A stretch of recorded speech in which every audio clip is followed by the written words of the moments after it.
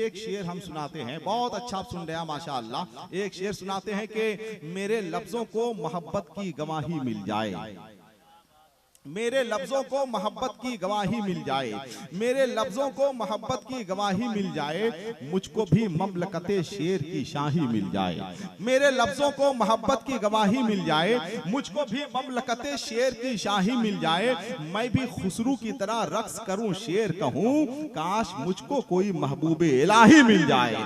मैं भी खुसरू की तरह रक्स करूं शेर कहूं, काश मुझको कोई महबूबे इलाही मिल जाए। अच्छा शेर पढ़ने के बाद आपको बोलना चाहिए, मगर आप क्यों बोलेंगे?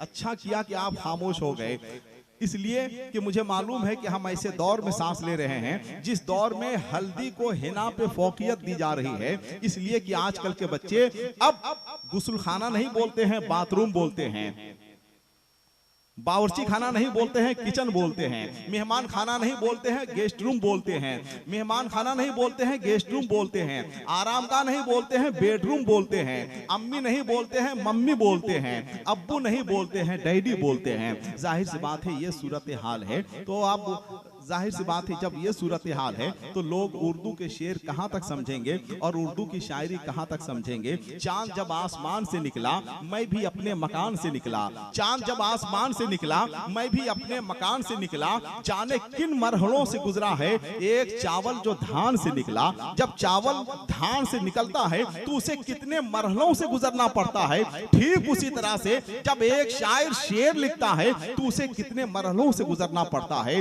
ख्याल आता है, जज्बा बनता है, तसव्वुर होता है, तखय्युल होता है, फिर उसके बाद लफ्जियात का इंतखाब होता है, फिर मिसरा बनता है, फिर शेर बनता है, तब कहीं जाके आपके हुजूर और आपकी अदालत में पेश होता है और आप समझते हैं कि धंधा बड़े आराम का है।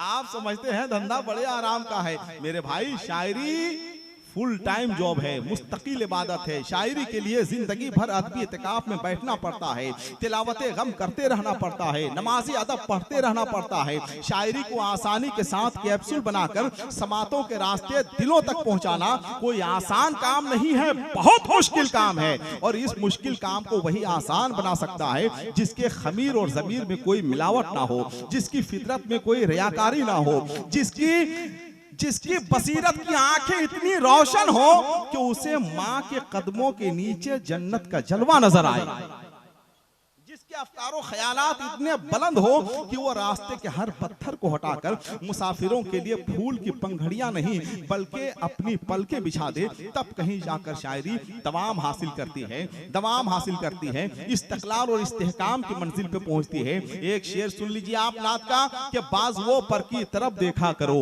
बाज वो पर की तरफ देखा करो, कुछ तो बोला करो मेरे भाई, जरा सुभान अल्लाह तो बोल दीजिए माशाअल्लाह। बाजुओं पर की तरफ देखा करो। पीछे वाले लोग आप अगर खाना खा के आए हैं तो जरा आप भी बोल दीजिए सुभान अल्लाह। बाजुओं पर की तरफ देखा करो, बाजुओं पर की तरफ देखा करो, डर नहीं घर की तरफ देखा करो, बाजुओं पर की तरफ देखा करो, डर नहीं घर की तरफ देखा करो। हो गए माँ बाप, ये शेर आपके लिए सलवर भाई, हो गए माँ बाप 70 के करीब, हज अकबर की तरफ देखा करो। हो गए माँ बाप 70 के करीब, हो गए माँ बाप 70 के करीब, हज अकबर की तरफ देखा करो। ये हो गए माँ बाप 70 के करीब, हज अकबर की तरफ देखा करो। जिंदगी एक जंग का मैदान है, बस 72 की तरफ देखा करो। जिंदगी एक जंग का मैदान है, बस 72 की तरफ देखा करो। मस्जिदे वीरान, बाजारों में भीड़, रंगे महशर की तरफ देखा करो। जिंदगी मस्जिदे वीरान, बाजारों में भीड़, रंगे महशर की तरफ देखा करो। और हैदरी नारा लगाओ और फिर बाबे हैदर की, बाबे खैबर की तरफ देखा करो। आइए, बहुत अच्छी शायरी और बहुत अच्छे अशार से फैज़याब कर रहे थे जनाबे इमामुद्दीन साहब। अब आइए इस सिलसिले को हम आगे बढ़ाएं। देखिए तकदीम और ताखीर का कोई इम्तियाज नहीं है कि कौन पहले पढ़ेगा और कौन बाद में पढ़ेगा, इसलिए कि पहले पढ़ने से और बाद में पढ़ने से शायर का शेरी कदो कामत बुलंद नहीं होता है। शायर तो बहरहाल शायर होता है, कोई शायर छोटा नहीं होता है, कोई शायर बड़ा नहीं होता है।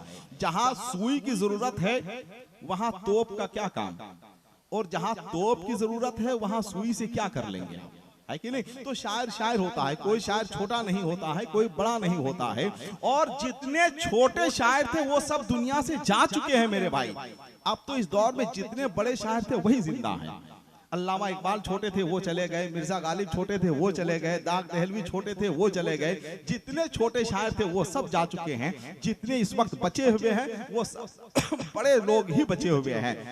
आइए बहुत इज्जत और एहतराम के साथ हमारे दरमियान हिंदुस्तान का वो अजीम और आफाकी लहजा बैठा हुआ है जो गजल के मुशायरों में और नातिया मुशायरों के हवाले से अपनी आवाज़, अपने लहजे और अपने डिक्शन के हवाले से पूरे मुल्क के मुशायरों में जाने और पहचाने जाते हैं। शेर व अदब का लुधियाना कहा जाता है कानपुर को। कानपुर की सरजमीन से हजरत ज़हीर अहमद कानपुरी जलवा अफरोज हो चुके हैं। मैं उनसे गुजारिश करूंगा कि बुजुर्गों की दुआओं का हाला कम नहीं होता, बुजुर्गों की दुआओं का है हाला कम नहीं होता। अंधेरे रो रहे हैं क्यों उजाला कम नहीं होता।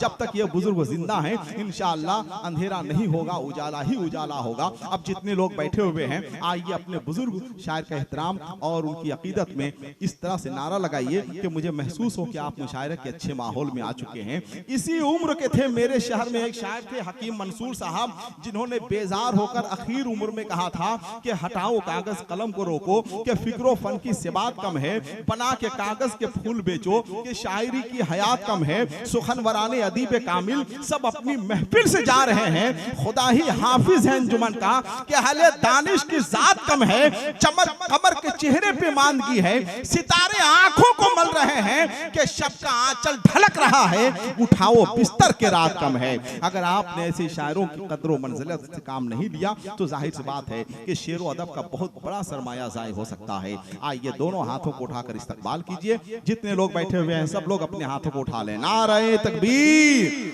नारे रिसालत, कुल हिंद नातिया मुशायरा, नारे तकबीर, नारे रिसालत। मैं एक शायर हूँ, मेरा लहजा नहीं किसी भी वजीर जैसा, मगर मेरे फिक्रो फन का फैलाव तो है बर्रे सगीर जैसा।